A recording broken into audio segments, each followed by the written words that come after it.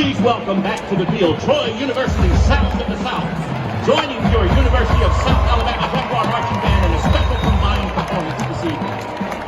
In 1893, college English professor Catherine Lee Bates traveled by train to teach in Colorado. And the incredible views of the American landscape from the window of her train inspired her to write the poem America the Beautiful. Almost 75 different melodies were paired with her poem, but in 1910, the melody written by church organist Samuel Ward became the established tune for the song that we all know and love. Although Bates and Ward never met in their real lives, through their individual efforts, we have one of the most patriotic songs in American history. Please join the Troy University Sound of the South and the University of South Alabama Jaguar Marching Band, conducted by Dr. Will Peterson in a very special rendition of America the Beautiful.